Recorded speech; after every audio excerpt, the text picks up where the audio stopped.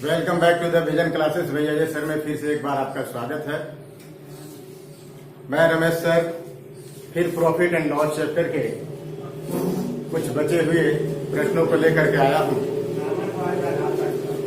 आइए, आज जो मैंने प्रश्न लिए हैं ये सारे के सारे प्रश्न पूछे हुए प्रश्न हैं और मैं इन प्रश्नों को बहुत ही कम समय में कैसे सॉल्व करूंगा, देखते हैं।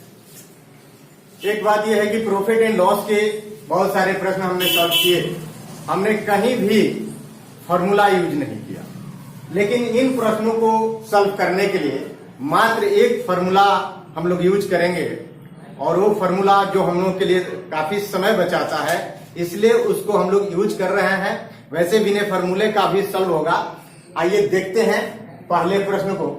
पहला प्रश्न कहता है कि एक दुकानदार अंकित मूल्य पर 10% की छूट देकर 30% लाभ कमाता है। फिर कहता है तो ज्ञात कीजिए कि अंकित मूल्य क्रय मूल्य से कितना प्रतिशत अधिक है। प्रश्न में कह रहा है कि दुकानदार जो है 10% की छूट देता है, फिर भी उसको 30% का लाभ हो जाता है। अंकित मूल्य पर 10% की छूट देता है, फिर भी उसे 30% का लाभ होता है। तो यहां क्वेश्चन में पूछा जा रहा है परसेंटेज, कंपैरिजन की बात की जा रही है। कंपैरिजन की बात की जा रही है तो हम जानते हैं कि अंकित मूल्य और क्रय मूल्य ये दो बात है। क्रय मूल्य और अंकित मूल्य का जो फॉर्मूला है, इन दोनों के रेशियो का जो फॉर्मूला है उसका यूज हम लोग करके पहले सॉल्व करते हैं। हम लोग जानते हैं कि सीपी और एमपी, सीपी हमने लिखा कॉस्ट प्राइस यानी कि क्रय मूल्य और एमपी हमने लिखा मार्क प्राइस अंकित मूल्य। जानते हैं कि सीपी जो होता है वो 100% में से डिस्काउंट परसेंट को माइनस करने पर बनता है और एमपी जो होता है वो 100% में प्रॉफिट परसेंट को ऐड करके बनता है। तो 100% प्लस प्रॉफिट परसेंट, ये एमपी का हुआ। अब हम देखेंगे सीपी 10% की छूट दी जा रही है, तो इस आधार पर हम देखें 100% से अगर D% यानी डिस्काउंट परसेंट को हम माइनस करें, 100% से 10% को अगर कर दें कम, तो ये हो गया 90। और यहां 100% प्लस प्रॉफिट परसेंट, प्रॉफिट हो रहा है उसको 30% का, तो 100% में 30% ऐड करेंगे तो ये हो जाएगा 130।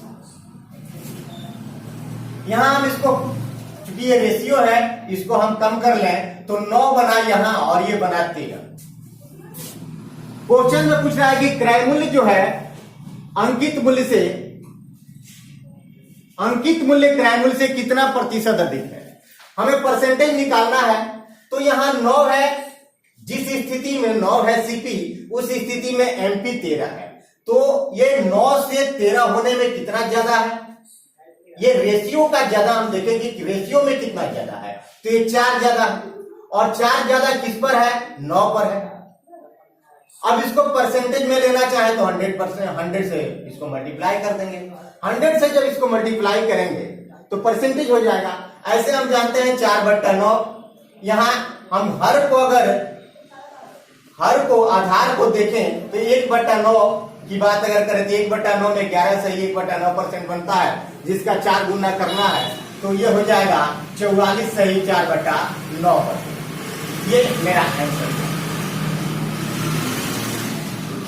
अगर ये बात पाले नहीं आ रही है, अगर इस बात को आप नहीं समझ पा रहे हैं, ये जो कॉस्ट प्राइस है और मार्क प्राइस यानी कि क्रय मूल्य और अंकित मूल्य के बीच रेशियो निकालने का ये सूत्र है। अगर ये बात आप नहीं समझ रहे हैं, तो अगर बेसिक से इसको हम करना चाहें इसी चीज को, तो हम इसे ऐसे करेंगे। इसको ऐसे भी समझ सकते हैं आप कि सीपी और एमपी ये दो बातें, बीच में एक और चीज आ जाएगा एसपी, सीपी, एसपी और एमपी, ये तीन बातें होती है, क्रय मूल्य, विक्रय मूल्य और अंकित मूल्य। ये तीन चीज होती है इसमें। क्वेश्चन में कह रहा है कि एक दुकानदार अंकित मूल्य पर 10% छूट देकर पहले तो देखिए 10% छूट देता है। 10% का फ्रैक्शन आप लोग जानते हैं 1/10 होता है। इसका सीधा मतलब यह हुआ कि अगर कोई वस्तु 10 की है तो उसमें 1 का छूट देना है। तो अगर मार्केट प्राइस 10 रखा है और 1 कम कर दी जाती है तो बन जाता है 9। 10 में 1 कम कर देंगे तो सेलिंग प्राइस हो गया 9। पहला जो केस कह रहा है 10% छूट की, वो तो हमने इसे कर लिया।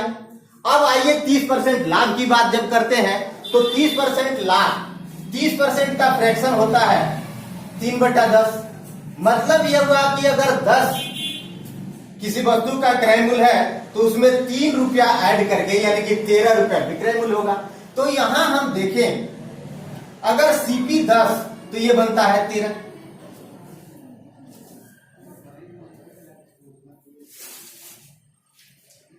अब चूंकि 10, 13, 9, 10 ये दोनों सीपी ही है, ये दोनों मान सीपी ही है, तो दोनों को एक समान होना चाहिए। हम इसको दोनों को बराबर कर लेंगे। दोनों को बराबर करेंगे तो यहां हम 13 से गुणा कर दें, इसमें 9 से गुणा कर दें। तो जब हमने इसमें 9 से गुणा किया तो यहां भी 9 से करना होगा और यहां भी 13 से करना होगा। ऐसे करते हैं तो ये हो रहा है 90 और ये हो रहा है 117 और ये हो रहा है 130। अब कह रहा है कि कितना अधिक रखना चाहिए। ये क्रय मूल्य जो है, अंकित मूल्य, ये मान जो है क्रय मूल्य से कितना ज्यादा रखना चाहिए। तो हम ऐसे देखते हैं कि कितना ज्यादा है। तो 90 से 130 कितना ज्यादा हो रहा है? 40 ज्यादा हो रहा है। किस पर? 90 पर। अब यही मेरा परसेंटेज होगा, कितना ज्यादा हो रहा है तो 40 ज्यादा हो रहा है 90 से। 90 पर 40 ज्यादा है तो इसको परसेंट में बदलेंगे, 100 कर देंगे। ये 0 0 कैंसिल, 4/9, 4/9 हम लोग जानते हैं कि 44 सही 4/9% होता है। ये आंसर होगा। तो सबसे बेटर अगर कोई तरीका है तो ये तरीका है जो आपके लिए समय बचाता है और ये क्रय मूल्य और अंकित मूल्य के रेशियो का फॉर्मूला है जो आपका समय बचाता है। ये सबसे बेटर मेथड है और ये बेसिक मेथड है जिसको अगर आप इसको नहीं समझ पा रहे हैं या नहीं कर पा रहे हैं तो इससे ही आप कर सकते हैं। ये 2 तरीका से मैंने सॉल्व किया। अगर इसका स्क्रीनशॉट आप लेना चाहते हैं तो ले सकते हैं। आइए एक और प्रश्न की ओर बढ़ते हैं। मेरा दूसरा प्रश्न यह है कि एक दुकानदार अंकित मूल्य पर 20% छूट देकर 10% लाभ कमाना चाहता है। तो ज्ञात कीजिए कि अंकित मूल्य से कितना प्रतिशत अधिक रखना चाहिए, अंकित मूल्य को कितना प्रतिशत अधिक रखना चाहिए क्रय मूल्य से। ठीक है, यहां थोड़ा सा नहीं लिखा पाया है, क्रय मूल्य से कितना प्रतिशत अधिक रखना चाहिए अंकित मूल्य को, ये क्वेश्चन है। आइए हम लोग इसको सॉल्व करते हैं। तो फिर वही बात, सीपी और एमपी का रेशियो हम लोग देखेंगे। सीपी और एमपी का रेशियो, सीपी जो होता है वो 100% माइनस डिस्काउंट परसेंट होता है और एमपी जो होता है वो 100% प्लस प्रॉफिट परसेंट होता है। इस आधार पर दोनों का रेशियो हम निकालना चाहेंगे, निकालेंगे। 20% छूट दे रहा है, 100 में 20 छूट दे देंगे, 80 होगा। और यहां कह रहा है कि उसको 10% का लाभ कमाना है तो 100 में 10 ऐड कर देंगे, 110। अब इसको चाहे तो आप कैंसिल करें, ऐसे भी देख सकते हैं, कैंसिल कर दिए। 8 3 11, 3 ज्यादा है। क्रय मूल्य जब 8 है उस समय मार्केट प्राइस अंकित मूल्य 11 है। कितना ज्यादा है? 3 ज्यादा है। किस पर? 8 पर। और 3/8 इसको परसेंटेज में बदलना चाहे 100 से गुणा कर देंगे। ऐसे भी आप सोच सकते हैं कि 1/8 12.5% होता है, 3 गुना कर देंगे तो 12.5% को जब 3 गुना आप करेंगे तो हो जाएगा 37 सही 1/2%। ये मेरा आंसर हुआ। अब इसको हम सेकेंड मेथड से नहीं बनाना चाहेंगे क्योंकि एक क्वेश्चन मैंने सेकेंड मेथड से बनाया था, आपने देखा था, देखा होगा। फिर उसी तरह से इसको भी सेकेंड मेथड से आप लोग सॉल्व कर सकते हैं। इसका अगर स्क्रीनशॉट लेना चाहें तो ले सकते हैं। तीसरा, आइए इसी पर तीसरे प्रश्न को भी हम लोग सॉल्व कर देते हैं। मेरा तीसरा प्रश्न इस प्रकार से है कि एक व्यक्ति अपने वस्तु का मूल्य इस प्रकार अंकित करता है, सेम वही चीज पहले क्वेश्चन में जो कंडीशन था सेम वही कंडीशन दूसरे क्वेश्चन में भी है और तीसरे क्वेश्चन में भी वही कंडीशन है। अंतर यह है कि यहां पर आपको क्रय मूल्य जो है सीपी 1400 रुपया दे दिया है और अंकित मूल्य निकालना है। तो सेम उसी केस पर पहले दोनों क्रय मूल्य और अंकित मूल्य दोनों का पहले रेशियो देख लेते हैं क्या है, और रेशियो देखने के बाद हम उसको जो है कंपेयर कर देंगे 1400 को क्रय मूल्य से। आइए यहां 100% माइनस डिस्काउंट परसेंट ये सीपी हुआ और 100% अब प्लस प्रॉफिट परसेंट ये मेरा एमपी हुआ। छूट कितना दे रहा है? 12.5% की छूट दे रहा है, 12.5% की छूट दे रहा है। ऐसे क्वेश्चन देखिए जब ये 12.5 कर दिया तो ऐसे थोड़ा सा माइंड यूज करने की जरूरत है क्योंकि कैलकुलेशन बड़ा ना हो जाए, थोड़ा कैलकुलेशन में समय ना लगे। तो समय बचाने के लिए हम लोग इसको ऐसे सोच सकते हैं 12.5% दिया है तो हम लोग ऐसे सोच सकते हैं कि 12.5% का जो फ्रैक्शन होता है 12.5% का जो फ्रैक्शन होता है वो 1/8 होता है। अगर हम इसको 12.5 लेते तो थोड़ा सा कैलकुलेशन हार्ड हो जाता, लेकिन इसको हम फ्रैक्शन में ले लेते हैं। तो फ्रैक्शन में लेंगे 100% का मतलब 1 और डिस्काउंट 12.5 का है तो 1/8 और इधर देखें तो 100% का मतलब 1 अब प्लस अब प्रॉफिट मेरा कितना का हो रहा है? प्रॉफिट 20% का हो रहा है तो 20% का फ्रैक्शन भी आप लोग जानते हैं 1/5 होता है तो यहां 1/5 करें। अब ये थोड़ा भिन्न का जोड़ घटा हो गया, इसको हम कर लेते हैं तो ये होगा 7/8 और इधर बनेगा 6/5। यहां रेशियो निकालना बहुत आसान है, आसानी से हम लोग रेशियो निकाल सकते हैं। कैसे? इसको हम लोग क्रॉस गुना कर देते, 7 × 35 और ये 48, मतलब इन दोनों का रेशियो जो हुआ 35-48 के रेशियो में है क्रय मूल्य और अंकित मूल्य। इन दोनों का जो रेशियो है वो 35 और 48 का रेशियो है। अब सवाल में कह रहा है कि क्रय मूल्य जो है 1400 रुपया, क्रय मूल्य है 1400 रुपया, तो आप बताइए अंकित मूल्य, यानी कि 35 का मान 1400 है, 48 का मान हमको चाहिए, यही मेरा आंसर होगा जो निकालेंगे। तो 35 चूंकि रिप्रेजेंट कर रहा है 1400 को, तो 48 कितने को रिप्रेजेंट करेगा यही निकालना है। तो हम इसको कैंसिल कर सकते हैं,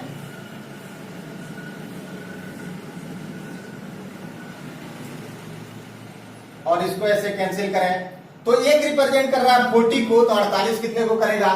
तो 48 × 40 कर देंगे 2, ये 1920 रुपया को रिप्रेजेंट कर रहा है। 1920 रुपया मेरा ये आंसर होगा।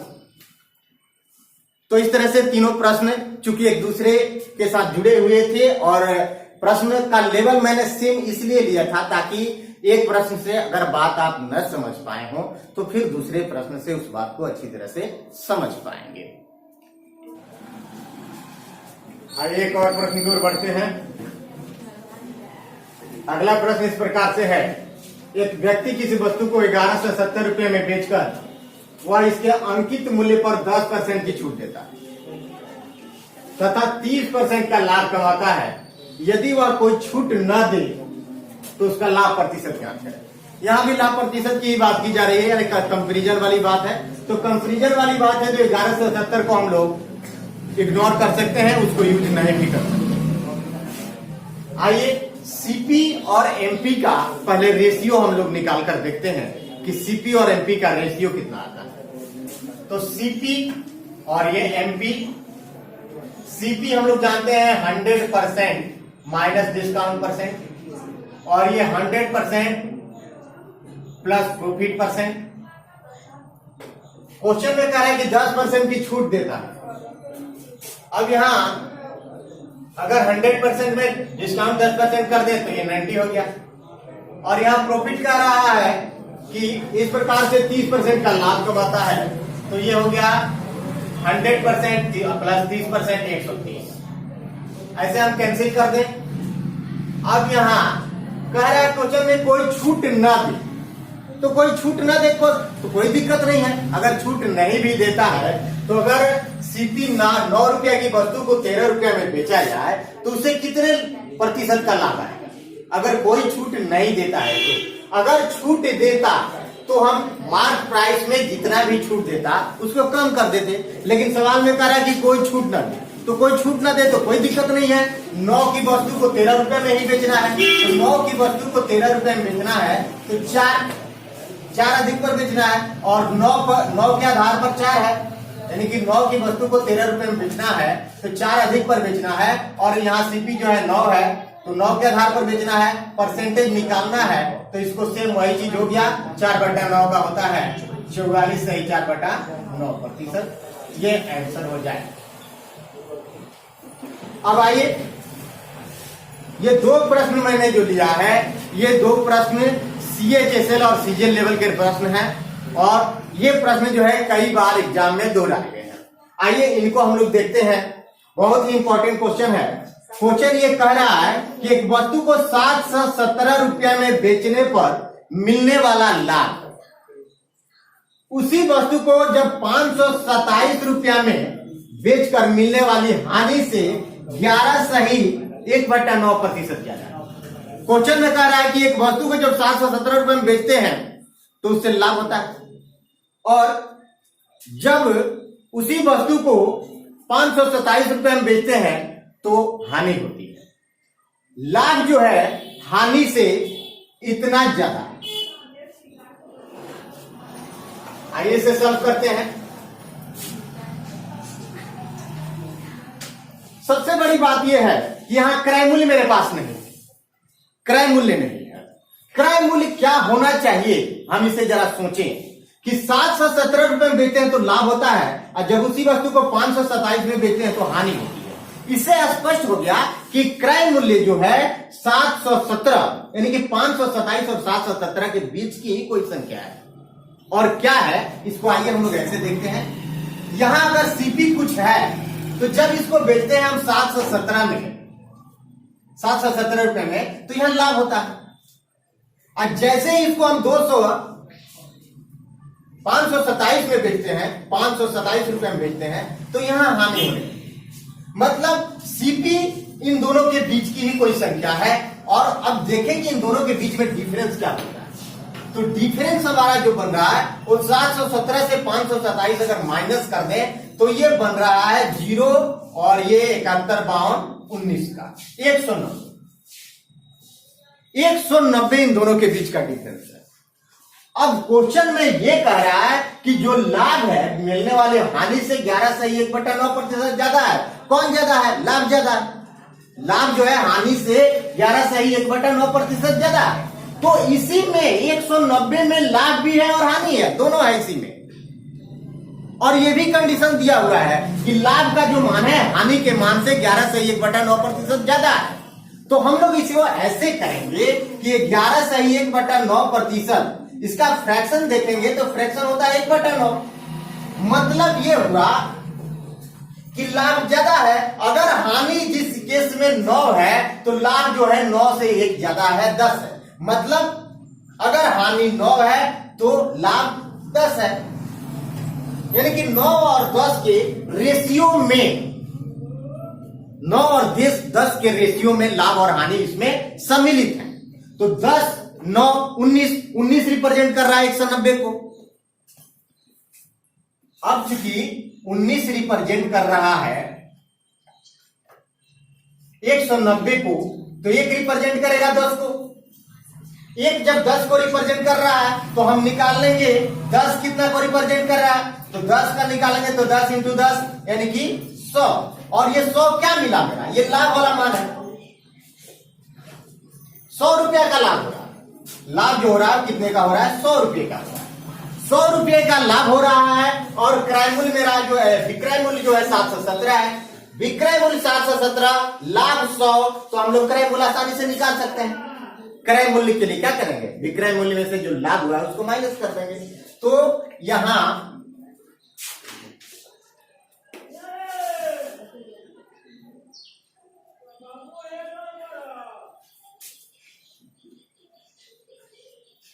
अब मेरा सीपी जो होगा वो सीपी हो जाएगा 717 - 100, 617 ₹677 मेरा सीपी हुआ।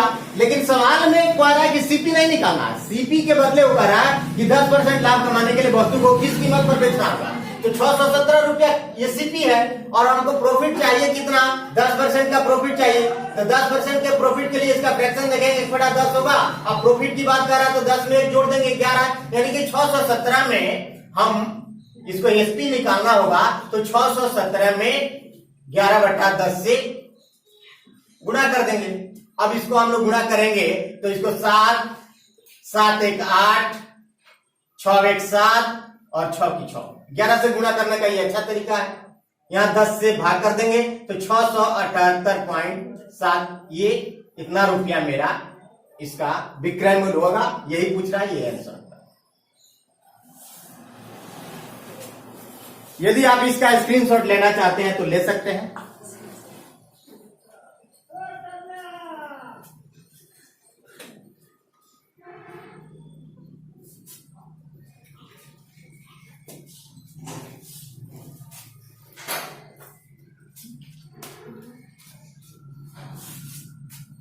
आइए अंतिम प्रश्न की ओर बढ़ते हैं। मेरा अंतिम प्रश्न इस प्रकार से, सेम वही प्रश्न है, उसी तरह का प्रश्न है, वही कंसेप्ट है, सब कुछ वही है। जब एक वस्तु को 800 रुपये में बेचा जाता है तो उस पर मिलने वाला लाभ, जब उसी वस्तु को 275 रुपये में बेचा जाता है तो उससे होने वाली हानि का 20 गुना है। वहां कह रहा था कि 11 से 1/9% ज्यादा है, लेकिन यहां कह रहा है कि 20 गुना है। केस वही है, सेम कंडीशन है, सेम कंसेप्ट है। इसको हम लोग सॉल्व करें तो सीपी यहां कुछ होगा। जब इसको हम बेचते हैं कितने में, 800 रुपया में बेचते हैं। 800 रुपया में जब बेचते हैं तो यह लाभ होता है, और जब इसी को बेचा जाता है 275 में तो हानि होती है। मतलब इन दोनों के बीच का ही कोई वैल्यू है जो सीपी को रिप्रेजेंट कर रहा है। अब इसको माइनस कर देंगे 275 तो ये हो जाएगा 525। 800 से 275 माइनस कर देंगे तो ये बनेगा 525, और 525 में लाभ भी है और हानि भी है। और किस रूप में है तो कह रहा है कि लाभ जो है ना वो हानि का 20 गुना है। तो अगर हानि 1 है तो लाभ 20 है। अब 20 लाभ है, हानि 1 है, 20 1 के रेशियो में है, तो हम अलग अलग वैल्यू इनका निकाल सकते हैं। 20 1 21 रिप्रेजेंट कर रहा है 525 को, तो 1 रिप्रेजेंट कितने को करेगा, 1 रिप्रेजेंट कितने को करेगा, 25 को। 21 से भाग करें 525 में 25 आएगा, यानी कि 1 रिप्रेजेंट कर दिया 25 को। तो अब हम इसको 20 कितना का, 20 का वैल्यू क्या होगा, 1 का वैल्यू तो 25 होगा, 20 का वैल्यू तो 20 × 25 यानी कि 500 रुपया। ये 500 रुपया मेरा जो बना ये लाभ है। विक्रय मूल्य 800, विक्रय मूल्य है 800, 500 रुपया लाभ। तो सीपी निकाल सकते हैं। सीपी 800 में से 500 माइनस कर देंगे, सीपी 800 में से माइनस कर देंगे 500, तो ये 300 रुपया मेरा जो है सीपी है, 300 रुपया हुआ। सवाल में कह रहा है कि 20 गुना है, 20% लाभ कमाने के लिए वस्तु को किस कीमत पर बेचना चाहिए। तो सीपी मेरा मिल गया 300 रुपया। अब इस पर 20% उसको लाभ चाहिए, तो इस पर 20% जब लाभ चाहिए तो 300 का 20% हम लोग ऐसा करते हैं, जानते हैं कि 20% का फ्रैक्शन जो होता है 1/5 होता है। लाभ की बात करें तो 5 में 1 जोड़ देंगे, 6/5 इसको गुणा कर देंगे। तो इसका एसपी निकालना होगा हमको, तो 300 में कितना से गुणा कर देंगे, 6/5 से गुणा कर देंगे। 5 से इसको 6 और ये 5 6 30, ठीक है, 360 रुपया ये मेरा विक्रय मूल्य होगा। यही सवाल में पूछ रहा है कि 20% लाभ कमाने के लिए वस्तु को किस कीमत पर बेचना होगा, तो 360 रुपया में बेचना होगा। ये मेरा आंसर है।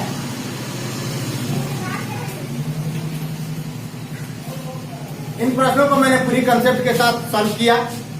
फिर अगले वीडियो में कुछ और इंपॉर्टेंट प्रश्नों को लेकर के मैं आने वाला हूं, हाल ही में 1-2 दिन के अंदर में। और अगर आपको ये वीडियो अच्छा लगा हो तो कृपया इसे लाइक जरूर करेंगे।